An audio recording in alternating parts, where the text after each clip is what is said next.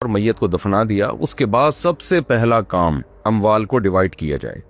ہمارے ہاں جہالت یہ ہے کہ مائیں رونا پیٹنا شروع کر دیتی ہیں کہ ابھی تو تمہارے باپ کا کفن میلا نہیں ہوا اور تم نے اس کے مال ادھیڑنا شروع کر دیا ہے۔ وراثت میں سب سے پہلے تو شریعت کا حکم یہ ہے کہ مما قل منہ او کثر، یہ الفاظ ہیں سورہ النساء کے، کہ تھوڑا مال ہو یا زیادہ مال ہو، سب کے سب کو وراثت میں تم نے تقسیم کرنا ہے۔ للرجال نصیب مما اکتسبوا وللنساء نصیب مما اکتسبن۔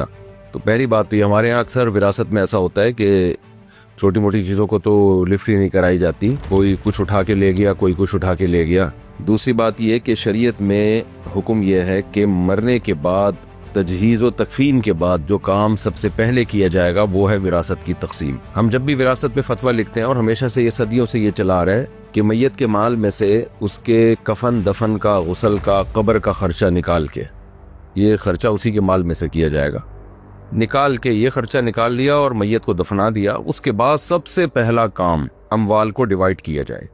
ہمارے ہاں جہالت یہ ہے کہ مائیں رونا پیٹنا شروع کر دیتی ہیں کہ ابھی تو تمہارے باپ کا کفن میلا نہیں ہوا اور تم نے اس کے مال ادھیڑنا شروع کر دیا ہے۔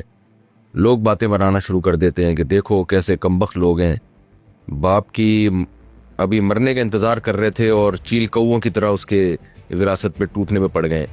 تو یہ سب جاہلانہ باتیں ہیں، تو یہ بہت بڑا جرم ہے۔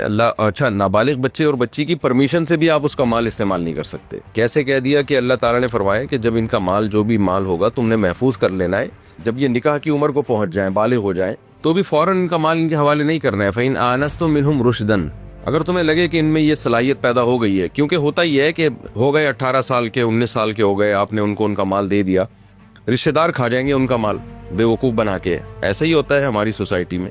فار ایگزامپل 1 کروڑ کی کوئی دکان آ گئی، تو آپ کا کیا خیال ہے؟ سارے ریلیٹیو رشتہ دار جمع ہو جاتے ہیں کہ ہمیں دو، ہم آپ کو ڈبل کر کے دے دیں گے، تو بے وقوفی میں اپنا مال اٹھا کے ان کو دے دیتے ہیں۔ اس لیے قرآن نے کہا بالغ ہوتے ہی ان کے حوالے نہ کرو، بلکہ فَإِنْ آنَسْتُم مِّنْهُمْ رُشْدًا، جب تمہیں اندازہ ہو جائے کہ یہ سوسائٹی کو سمجھنے لگے ہیں، پیسے کا استعمال ان کو آ گیا ہے، فَادْفَعُوا إِلَيْهِمْ أَمْوَالَهُمْ، تو پھر ان کا مال ان کو دے دو۔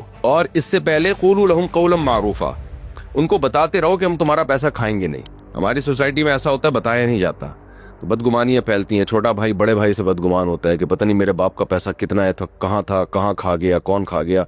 لڑکیوں کو بدگمانیاں ہوتی ہیں، پتہ نہیں ہمارے باپ کی فائلیں کہاں ہیں، کوئی بتا نہیں رہا۔ تو قرآن نے کہا ہے کہ اس کے مانگنے سے پہلے آپ نے اس کو یہ کلیئر کرنا ہے، اور اس کو دے نہیں رہے بچپنے کی وجہ سے، لیکن اس کو بتانا ضرور ہے کہ اتنا پیسہ ہے، آپ کا ہے اور آپ ہی کا ہے، یا آپ ہی کو ملے گا، آپ تھوڑے سمجھدار ہو جاؤ۔